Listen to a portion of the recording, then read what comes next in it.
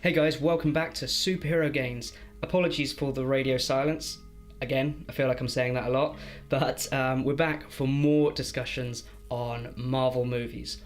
So today I wanted to talk a bit more about Avengers 4 and some of the cosmic entities that we might see in that film, more so the ones that I'm hoping we'll see. So if you've watched any of my previous videos, you'll know that I'm quite a big fan of the cosmic entities, certain ones in particular. And although I predicted that we might see some in Avengers Infinity War, which we didn't, I do think that Avengers 4 would be the perfect time to introduce some of them. We know that the MCU is planning to move towards a more cosmic side of things, and it makes sense because we've seen a lot of the stuff that's going on Earth, and apart from films like Guardians of the Galaxy and a little bit in Thor Ragnarok, we haven't really seen much of the cosmic side, and there's so much that they can explore with that, so I'm really looking forward to seeing what they do with that, and hopefully we'll see some introduction of that in Avengers 4. Before we get into that though, if you're new to the channel, then consider subscribing.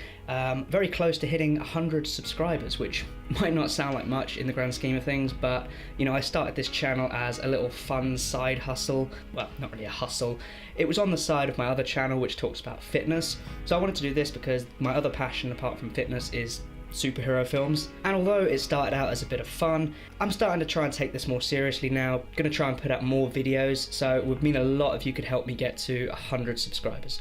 But anyway, let's get on with the video. So we have had some teasing in previous Marvel films about cosmic entities, and I'm going to go through some of them now. So the first one I'm going to talk about is Eternity. Now Eternity is my favourite cosmic entity. Well, he's the joint favourite cosmic entity. There's another one who's rearing for the first place, but we'll get to him later. So for those of you who don't know, Eternity is basically the Marvel Universe's representation of the entire universe. So he's this big, cloaked, dark figure that seems to be filled with stars and galaxies, and that's because that's what he represents. He is the physical embodiment of the universe. And he's appeared multiple times. First time he appeared was in, I believe it was Strange Tales 138, I want to say, and I hope I got that right because I've actually bought that comic book along with him and another cosmic entity. It's one of the first appearance comic books that I've got, and in that comic book he appeared with Doctor Strange, and can't recall off the top of my head, but I know he was helping him with some mission or something or other. But anyway, Eternity has been not seen directly, but foreshadowed quite a few times throughout previous Marvel films. So the first time was in Guardians of the Galaxy. Now, on the cave walls of Morag, where Peter Quill, Star-Lord, is looking for the orb, we can see what's depicted to be a mural of the Infinity Stones surrounded by 4 figures. And one of these, the bottom left one I believe, is Eternity. And the other 4, I won't touch on them too much, but they are Entropy, who is the son of Eternity, and Infinity, who is the sister of Eternity, and in the top we've got Death. So you should all know who Death is now. A lot of people were expecting Death to show up in Infinity War, because in the Infinity Gauntlet comic, Thanos was collecting the stones so that he could impress Death, effectively. She didn't show up, but anyway, she might be out there as well. Now, this is just a cave drawing, so it could just be a little Easter egg, a little nod to the fans, but if we go to some other films, we've actually had more potential references for Eternity. So the next reference was in Ant-Man when he shrinks into the quantum realm. You overhear Hank Pym's voice saying, "As you shrink for all eternity," and it echoes the word eternity.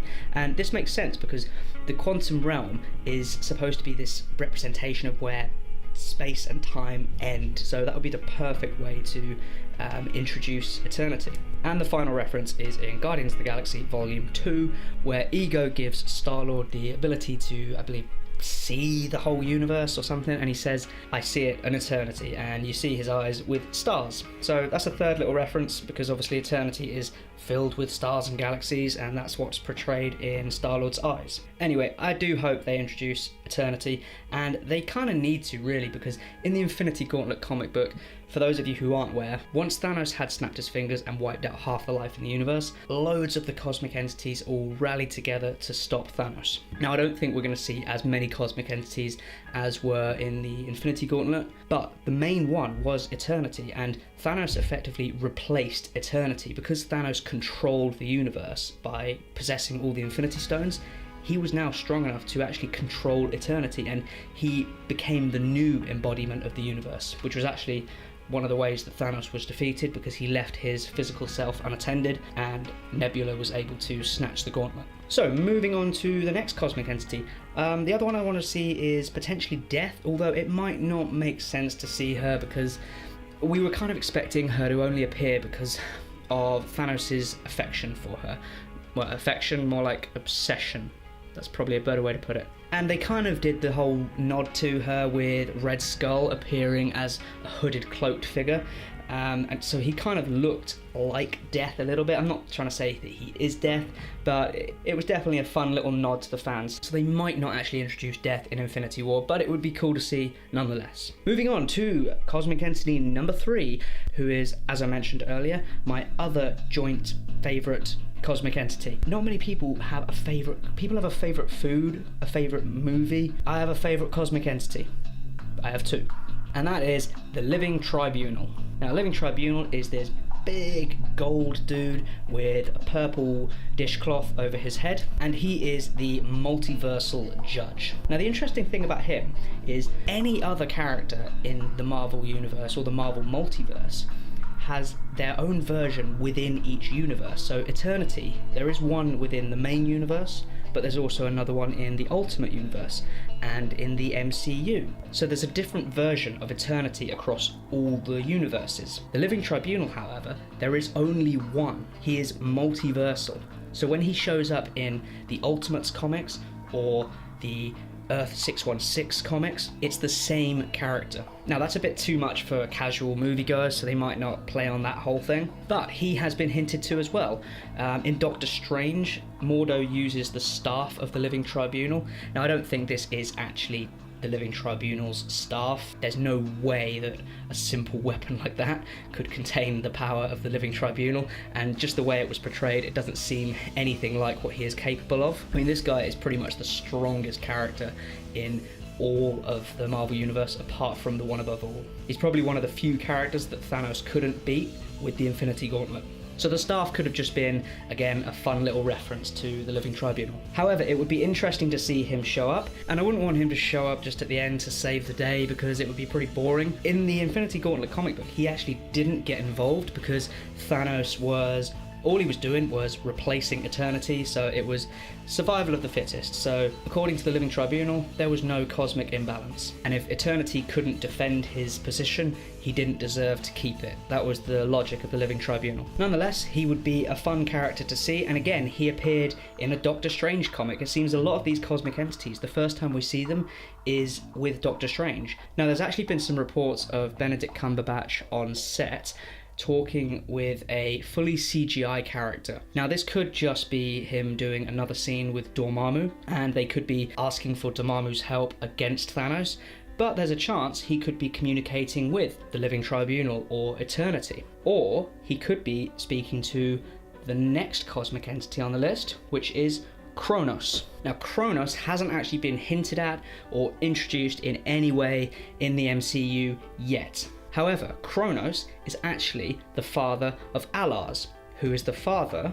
of Thanos, which means Chronos is Thanos' grandfather. And we've already had confirmation that Alars exists, or existed, when Red Skull name-dropped him by saying Thanos, son of Alars. So that potentially means that Chronos also exists as well. And he would make a nice tie-in for the Eternals movie that is meant to be coming along over the next 10 years at some point when Marvel goes into phase 4. So you might be wondering how Chronos, a cosmic entity, can be the grandfather of Thanos. Well, he wasn't always a cosmic entity. He was, I believe he was a regular Eternal like Thanos, and some experiment went wrong and he became a cosmic entity, and he became the Titan god of time. So especially since Doctor Strange has a connection with the Time Stone, that would be very interesting, and Chronos could definitely have some kind of connection since he himself is the cosmic entity of time.